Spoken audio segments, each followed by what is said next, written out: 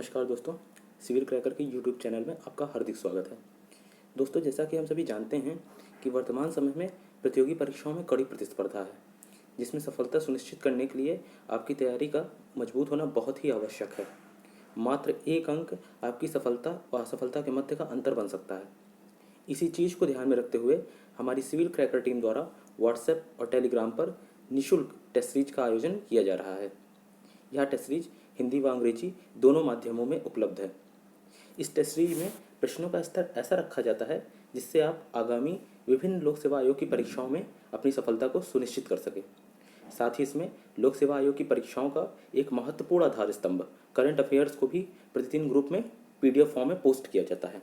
अतः आप सभी हमारे ग्रुप से जुड़िए और निसंदेह आप पाएंगे कि आप आगामी परीक्षाओं में अपने आप को सहज महसूस करेंगे और अपनी सफलता सुनिश्चित कर सकेंगे। ग्रुप से जुड़ने के लिए लिंक डिस्क्रिप्शन में आपको उपलब्ध कराया जा रहा है। और जो भी लोग हमसे जुड़े हुए थे उनकी एक भारी मांग थी कि हमारा यूट्यूब चैनल स्टार्ट हो, तो उन्हीं मांगों को मद्देनज़र रखते हुए हमने अपना यूट्यूब चैनल शुरू करने का निर्णय लिया है।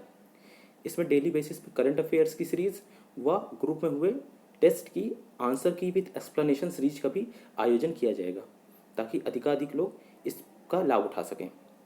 इसलिए आपसे अनुरोध है कि आप चैनल को लाइक करिए और बेल आइकन दबा के उसको सब्सक्राइब कर लीजिए, ताकि हमारे द्वारा अपलोड किए गए वीडियो आपको लगातार मिलते रहें। तो आइए दोस्तों, देखते हैं आज की करंट अफेयर्स दिनांक 30 मई की। इसमें सबसे पहला बिंदु है, भारत ने पैरासीटामोल API निर्यात पर लगाया गया प्रतिबंध हटा लिया है।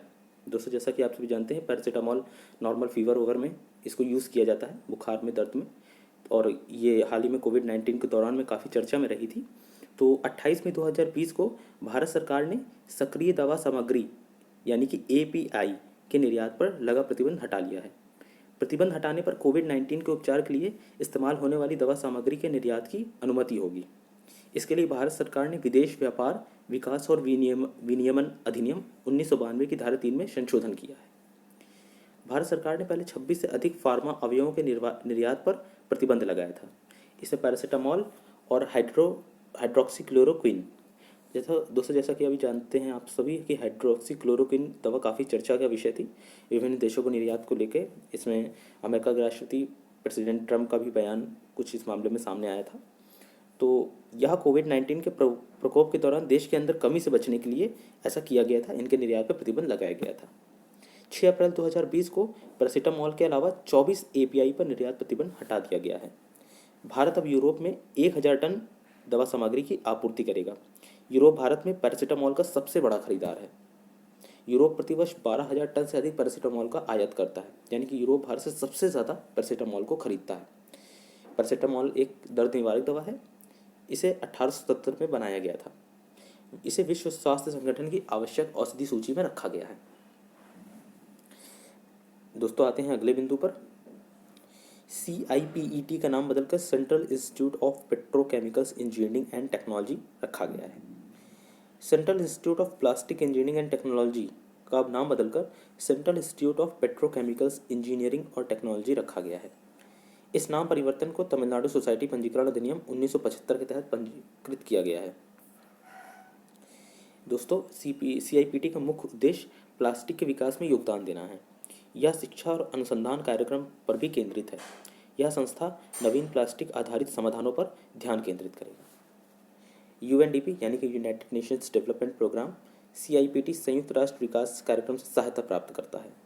UNDP के अलावा CIPT को OPEC यानी कि organisation of petroleum corporation organisation, World Bank और UNIDO संयुक्त राष्ट्र औद्योगिक विकास संगठन से सहायता प्राप्त होती है। भारत में पेट्रोकेमिकल्स उद्योग बहुत तेज़ी से ही बढ़ रहा है। इनकी मुख्यतः 4 श्रेणी होती हैं: पॉलीमर, इलास्टोमर, सिंथेटिक फाइबर और सर्फेक्टेंट इंटरमीडिएट। और मुंबई पेट्रोकेमिकल्स उद्योग का केंद्र है। तो दोस्तों, आते हैं अगले बिंदु पर। इंस्टेंट आधार बेस्ड KYC लॉन्च की गई है। दोस्तों, हम जैसे जानते हैं कि आधार का देश में काफ़ी लोगों तक पहुंच हो चुकी है, तो इन्हीं चीज़ों को ध्यान में रखते हुए आधार से जुड़ी हुई या आधार से बेस्ड कई सारी योजनाओं को लॉन्च किया जा रहा है। तो इसी कड़ी में केंद्रीय वित्त मंत्री निर्मला सीतारमण ने इंस्टेंट आधार बेस्ड KYC लॉन्च की है। यह सुविधा उन पैन आवेदकों के लिए उपलब्ध होगी जिनके पास वैध आधार संख्या है। उनके पास आधार संख्या के साथ पंजीकृत एक मोबाइल नंबर भी होना चाहिए। पैन आवंटित करने की प्रक्रिया कागज रहित है और मुफ्त भी है। ये जो इंस्टेंट आधार बेस्ड केवाईसी योजना है, ये भारत सरकार ने जो बजट जारी किया था 2020-21 का, उसमें इस योजना को पेश किया था और इसमें ये घोषणा की गई थी कि आवेदन फॉर्म भरने की आवश्यकता के बिना तुरंत एक प्रणाली प्रदान की जाएगी जो पैन प्रदान करे। पैन प्रदान करने का उद्देश्य सरकार का है कि ज़्यादा से ज़्यादा लोग टैक्स के दायरे में आ पाएँ, जिससे कि टैक्स की चोरी भी बच सके और सरकार को रेवेन्यू भी ज़्यादा मिल सके। तो आइए थोड़ा जान लेते हैं पैन के बारे में।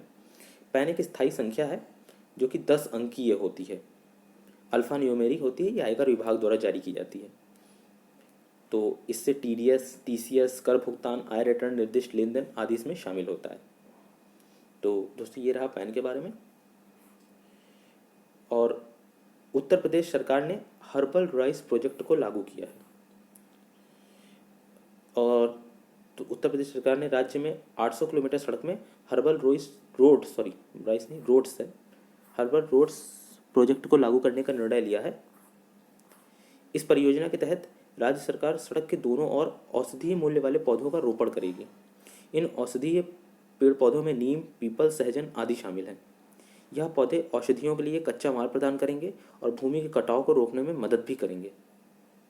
इस परियोजना के लिए 800 किलोमीटर की सड़क को राष्ट्रीय और राज्य राजमार्ग के साथ चुना गया है। यह परियोजना 18 जिलों में शुरू होगी। इस तरह की पहल को दिल्ली यमुनोत्री स्टेट हाईवे 57 में पहले ही लागू किया जा चुका है। इसमें लगभग 34 किस्म के औषधीय पेड़ लगाए जाएंगे। इस परियोजना का उद्देश्य घरों में बोनसाई और कैक्टस जैसे गैर देशी प्रजातियों का विकास को कम करना है। तो ये यूपी सरकार की योजना है कि 8000 किलोमीटर सड़क में हर्बल रोड्स बनाया जाएगा, औषधीय गुणों के पौधों को लगाया जाएगा। और इसका लाभ क्या है? ब्राह्मी का पौधा है, स्मृति को तेज करता है। अश्वगंधा का उपयोग सामान्य कल्याण में किया जाता है। उल्लेखनीय है कि अश्वगंधा को हाल ही में कोविड-19 से लड़ने के अध्ययन में शामिल किया गया था। इसे हाइड्रोक्सी क्लोरोक्विन के विकल्प के रूप में ही देखा जा रहा है। और अगर यह प्रयोग सफल होते हैं तो भारत पर एक तरह से हाइड्रोक्सी क्लोरोक्विन के उत्पादन का भी एक तरीके से दबाव घटेगा, अगर इसका कोई अल्टरनेट मिलता है तो आगे जो भी अनुसंधान हो रहे हैं उन पर डिपेंड करता है कि उनका क्या रिजल्ट आता है। तो अगला बिंदु है, कर्नाटक सरकार लॉन्च करेगी राज्य स्वास्थ्य रजिस्टर। कर्नाटक सरकार ने हाल ही में घोषणा की है कि राज्य स्वास्थ्य रजिस्टर नाम की अपने तरह की पहली परियोजना शुरू करेगी।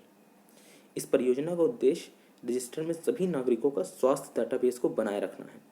राज्य में सभी 6.5 करोड़ लोगों का सर्वेक्षण किया जाएगा। यह कार्य आशा टीम, प्राथमिक स्वास्थ्य केंद्र, राजस्व और शिक्षा विभाग के सदस्यों द्वारा किया जाएगा। इसमें पायलट आधार पर चिक्काबल्लापुर जिले में लागू किया जाएगा।